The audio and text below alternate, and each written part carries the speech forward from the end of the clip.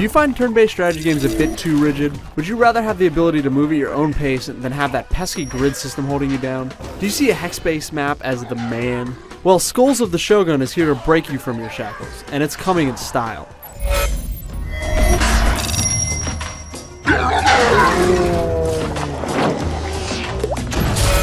There's no denying that Skulls of the Shogun is super charming to look at. The hand-drawn, stylish look of the units perfectly accompanies the story of Shogun General Akamoto's fight through the underworld to avenge his own murder. The Japanese-influenced style lends itself well to the seemingly never-ending stream of unique friends and enemies that Akamoto encounters during his journey. Oh, that brings me to the writing. The dialogue that comes out of each character's mouth is just as charming as the visuals. References to everything from classic samurai films to fart jokes accompany some genuinely charming storytelling, even if it is the story of a betrayed samurai general looking to get vengeance in the underworld.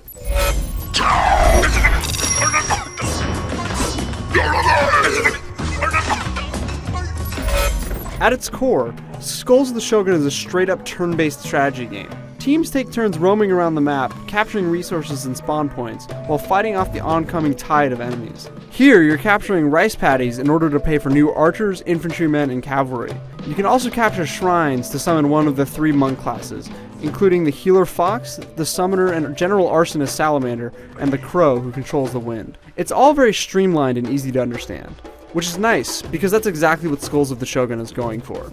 Rather than have super complex statistics and multiple types of resources floating around, it chooses to let players focus on what really matters in strategy games, the combat. Thanks to the lack of a traditional grid system in favor of letting characters roam freely, as well as the smaller maps, matches move quickly and fluidly. And due to the 5 order per turn limit, you're never waiting long to take your turn. For a genre that is so often burdened by an overly slow pace, it does a great job of keeping things moving. But that doesn't mean it's without its problems. The lack of the grid system means you're not entirely sure where your units are standing. This leads to issues, particularly with your general.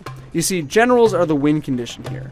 They're ultra powerful and receive extra actions on your turn, but if they die, you lose. I had moments where I was well on my way to victory, only to have my general, who was standing ever so slightly close to the edge, get knocked by the final enemy unit and killed instantly. When that happened, it didn't feel like some great comeback by the opposing side.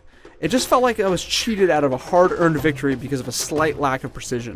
Also, if you've got a group of units clustered together, it becomes tough to spot and pick out that archer you want.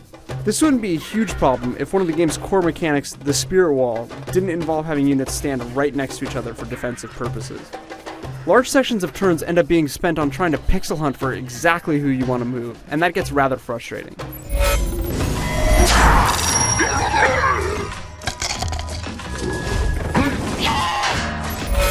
If you're looking for simple, easy to understand turn-based strategy, Skulls of the Shogun is one of the best. Just know that its simplicity comes with a cost.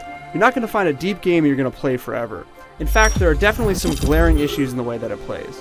But you know what? That's just fine. There's a super charming campaign that's more than worth the price of admission. Everything else is just gravy. For more on Skulls of the Shogun, check out IGN.